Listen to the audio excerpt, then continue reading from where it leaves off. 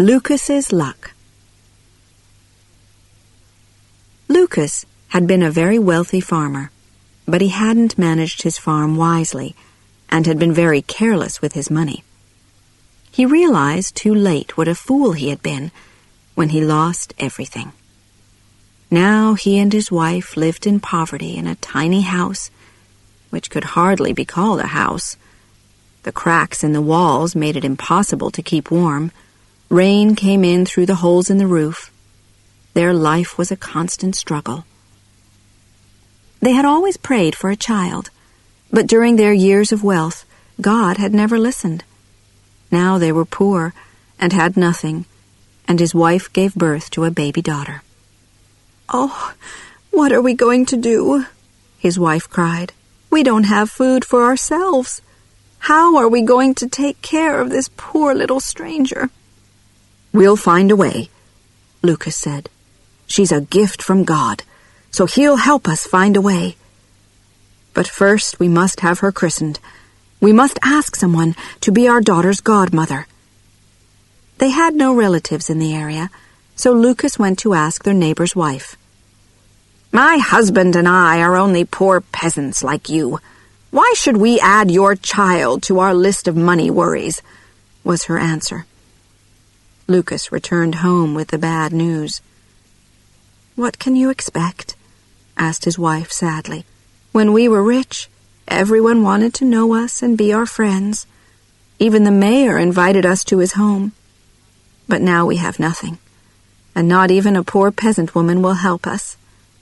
She was very worried about their little baby. Winter was almost at its end, but it was still very cold.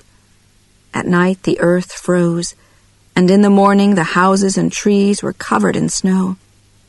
They had no clothes for their child, only old bits of cloth, and her bed was the cold, hard ground.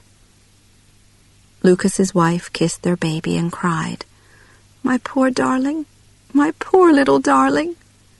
Then suddenly a happy thought came to her. She told Lukas to go and ask the mayor's wife to be their child's godmother. She was godmother to the mayor's child, and was certain that the mayor's wife would do the same for them. Lukas didn't feel so certain, but he went to ask her. With a heavy heart, Lukas walked past the fields and farm buildings that used to be his. He arrived at the mayor's house and gave his wife's good wishes to the mayor's wife. He then asked if she would be godmother to their child. "You know how hard things are at the moment," she answered. "Everyone's struggling. I can't afford to help someone as poor as you. Why are you asking me anyway? Isn't there someone else you could ask?" "Well, my wife is godmother to your child," he answered simply. "Oh, I see. So this is a debt that I have to repay, is it?" was her angry reply. "Is that the only reason your wife agreed to be our child's godmother? And tell me, what help is your wife to our child now when you have nothing? How dare you come to my home and insult me like this? I wouldn't be your child's godmother if you paid me in gold." Lukas left in tears. When he got home, he described what had happened at the mayor's house. His wife was desperately unhappy, but he told her not to be discouraged. He was going to take their child to the christening himself and ask the first person he met on the road to be her godmother. His wife, crying, wrapped their child in an old blanket to protect her from the winter winds and put her in her father's arms. Lukas dressed as warmly as he could and started on his journey. He carried his baby sadly but proudly along the road. After several hours, he saw an old woman, dressed in old, torn, dirty clothes, walking very slowly on her old, bent legs. He hesitated for a moment, and then walked up to her, explained their situation, and asked her if she would be godmother to their baby. The old woman smiled warmly, took the tiny baby in her arms, and said, "Yes, of course I will. It will be an honor to be godmother to such a sweet little baby, whose father loves her so much." they continued together to the church. The priest was just getting ready to leave when his assistant hurried up to him and whispered that some people were arriving. "Oh, no," said the priest, who wanted to get home for his supper. "Who is it, and what do they want at this late hour?" "It's only Lukas," answered his assistant. "You know, the one who lost everything. He's as poor as the poorest peasant now." As they approached the church, the godmother saw that the assistant was whispering something unkind to the priest.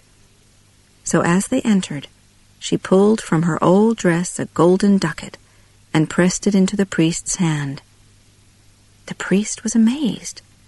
He looked at the ducat, then at the old woman in her torn clothes.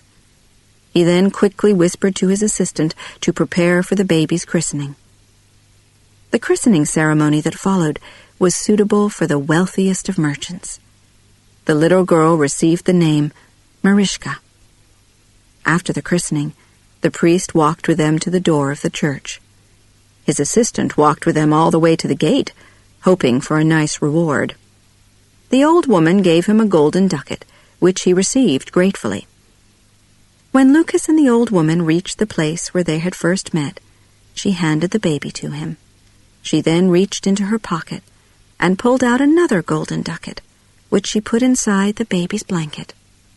She smiled at Lukas and said, "This is my gift to your child.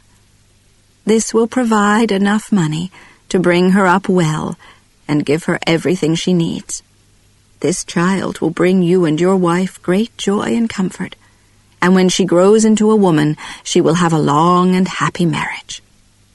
The kind godmother then touched the ground, and suddenly a beautiful rose bush appeared, covered in sweet-smelling flowers. Lukas bent down to admire the lovely flowers, and then turned to thank the old woman. But she was gone.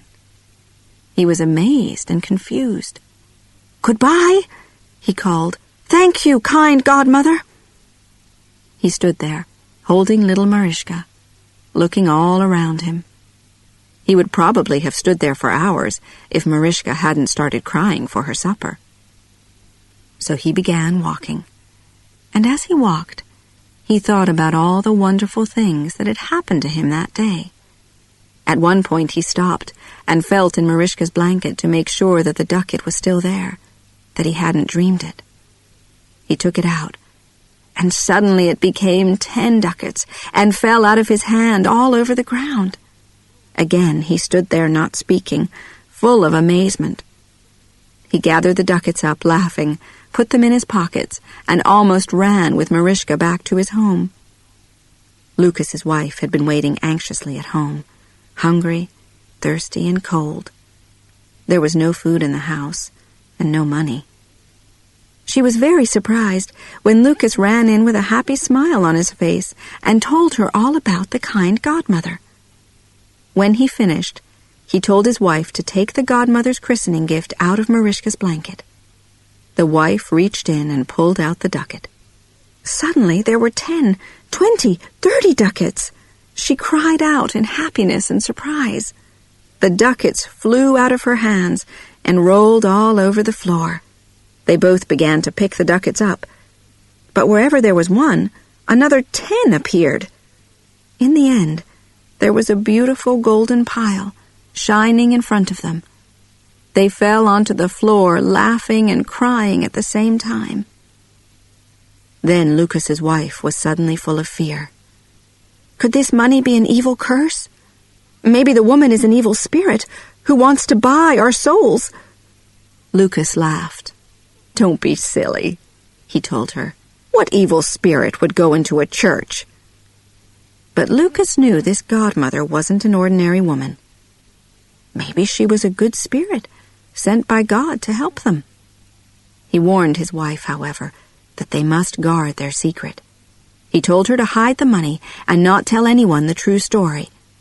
He then took 1 ducat for the mayor to change so he could buy eggs, flour, bread, and milk.